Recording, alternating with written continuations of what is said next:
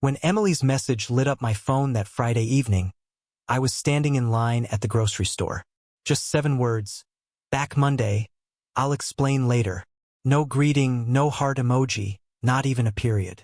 It read like a business memo, and for a moment I convinced myself that maybe it was. She'd gone to visit her sister in Denver, or at least that's what she'd told me. I'd even driven her to the airport, kissed her cheek, and carried her bag to the counter. Everything about that morning had felt off. Her perfume stronger than usual, her smile mechanical, her goodbye strangely light, as if she were shedding a weight rather than leaving a husband. I read the text again, the glow from my phone turning the plastic shopping cart handle pale. Back Monday. I'll explain later. Explain what? Why later? And why Monday, when she'd said she'd be back Sunday evening? I typed a simple reply, no need to explain. Then I hit send. That single line was all it took. Within minutes, my phone started buzzing. First a call, then another. Emily never liked confrontation over the phone. She'd rather text paragraphs than face an argument. Yet now she was calling non-stop, one after another, as if each missed ring was tightening a noose around her own secret. I didn't pick up. I wanted her to feel the silence she'd planted between us months ago. The same silence that started when she began working late, when her phone never left her hand, when laughter on the couch became as rare as touch. By the time I reached home, she had left 7 voicemails. I didn't listen to them. Instead, I scrolled through our old photos, trips to Oregon's coast, dinners with friends, the goofy selfies in bed. Then I opened her latest messages again. One above the other, the timeline told its own story. A slow fade from warmth to obligation. It wasn't the text that hurt me. It was the pattern that preceded it. Around midnight, curiosity finally overpowered restraint. I played the first voicemail. Her voice trembled. Ryan, please answer. You don't understand. It's not what you think. She paused, exhaled shakily, then hung up. The next message was shorter. Just my name, whispered like a confession. I set the phone down, staring at the ceiling. Our bedroom smelled faintly of her perfume, lingering from the scarf she'd left on the dresser. I remembered the last fight we'd had, only 2 weeks ago. I'd asked why she changed her passcode. She'd said it was for work emails, company policy. I hadn't pressed further. Trust isn't supposed to need a password. Saturday morning arrived with gray skies and a steady drizzle. I brewed coffee, opened my laptop, and out of habit checked our shared cloud storage, where we kept travel photos and receipts. A new folder had appeared, untitled, created just 2 days earlier. Inside, nothing, or so it seemed. Hidden in the recently deleted section was a single image. Emily at a hotel bar, a half-empty glass of wine before her, and a man's hand, ringless, resting near hers on the counter. The photo wasn't incriminating by itself, but the timestamp was. The same evening she told me her flight got delayed. I didn't feel rage, just a slow, cold finality. When she called again, I still didn't answer. Instead, I typed another message. You don't have to rush back Monday. Take all the time you need. 5 seconds later, the phone rang. Then again. Then again. By noon, my voicemail icon blinked like a heartbeat. One message came through clearer than the rest. Her voice breaking. Ryan. Please, it's not what you think. He's my client. I swear. Client or not, I thought, a married woman doesn't hide hotel bars in deleted folders. That night, I sat by the window, rain tapping against the glass, watching streetlights smear across the wet asphalt. I wondered what my next move should be, revenge, exposure, or silence. In the end, I chose none. I decided to write her one final message. It wasn't long, just 6 words. I saw enough. Don't come back. I hit send. The screen flashed, delivered. The next minute, the phone vibrated violently. Call after call, desperate and unending. Her name filled the screen like a ghost refusing to fade. By Sunday afternoon, the calls had slowed but never stopped. Some came back to back, others hours apart, as if she was timing them between flights, conversations, or tears.